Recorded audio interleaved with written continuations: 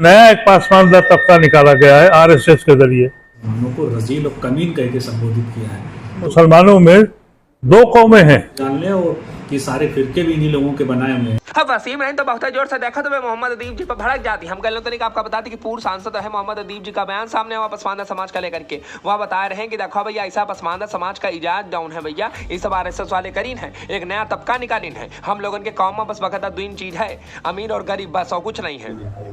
एक नाम आया, पासमानदा समाज ने सपोर्ट किया है। आपके दीन में पासमानदा और अशराफ का कोई खाना है?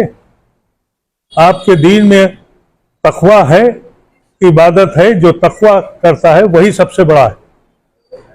हम लोगों में, मुसलमानों में दो कौमें हैं, एक रईस, एक गरीब।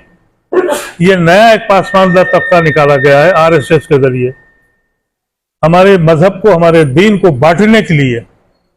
मैं ये समझता हूं कि वो दीन जिसने ये कहा हो कि तुम में सब बराबर हैं, बड़ा वो है जिसमें तकवा है।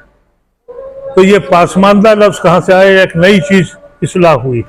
अब पसमानदा जो भैया एक नई चीज इजाद हुई है। सुना आपने मोहम्मद अदीब जी क्या कह रहे थे? अब इसको लेकर के वसीम रहीम जी भड़क जाते हो, करारा जवाब देती कि देखो भैया ऐसा ही बकायदा पसमानदा समाज के बारे में जानते नहीं है। आज से हमारा संगठन है, बीजेपी तो अब आई है, हमारा संगठन बहुत पुराना पसमानदा मुस्लिम महाजवाला था। सुनो भैया क्या कहा रहे और कायदे जवाब दिए रहे।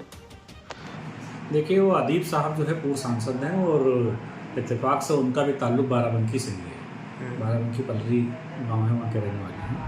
और उन्होंने जो इस तरह की बात की है, सबसे पहले कि आरएसएस पे आरोप लगाया है कि पसमानदा उन्होंने ईजाद किया है।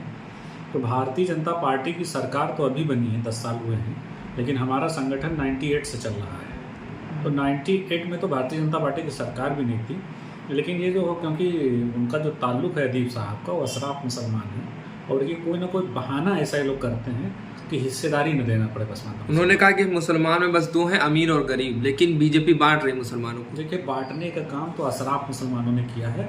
उन्होंने फिरके बनाए हैं, देवबंदी, बरेलवी और अहले हदीस। ये सारा काम बांटने का मुसलमानों को उन्होंने किया। हम लोग हिस्सेदारी की, बस क़यादत हम लोग बांटना चाह रहे हैं, क़यादत की बात कर रहे हैं। और जैसे वो कह रहे हैं पसमानदा क्या है मैं नहीं जानता हूँ, तो वो मुफ्ती शफी उस्मानी साहब, अशरफ अली थानवी साहब, जियाउद्दीन बरनी साहब, अहमद रजा बरेलवी साहब, सर सैयद साहब ने रजील और कमीन लिख के जो है तो अपना ब्राह्मणवादी विचारधारा का परिचय दिया है। उनसे पूछ लें कि उन जो मौलाना हैं, उन लोगों ने हमको पसमानदा मुसलमानों को रजील और कमीन कह के संबोधित किया है।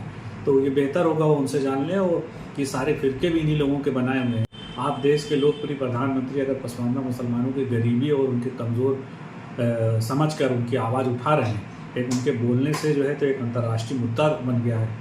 तो अब इन लोग को बहुत दिक्कतें हो रही हैं, क्योंकि इनको लग रहा है कि जो हमारी क़यादत चल रही थी, सारे मुसलमानों के ठेकेदार ये बने हुए थे, वो अब नहीं चलने वाली, क्योंकि इनकी आबादी सिर्फ 15% है और पसमानदा मुसलमानों की जो आबादी है वो 85% है।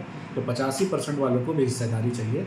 और हमें उम्मीद है कि देश के लोकप्रिय प्रधानमंत्री जिस तरह से पसमानदा मुसलमानों का नाम ले रहे हैं, उनका जिक्र कर रहे हैं, तो ज़रूर हम लोग को हिस्सेदारी मिलेगी। हाँ, वसीम रहीम जी की बातें सुनिए आपने भैया, सुनकर के मामला समझ गए होगे। तो वीडियो भी अच्छी लगी होगी तो कमेंट कीजिएगा, चैनल को सब्सक्राइब कर लीजिएगा, शंबा साहू को भी सब मिलेगी तो बेल आइकन जरूर दबा दीजिएगा। बाकी वीडियो को शेयर कर डालो भैया।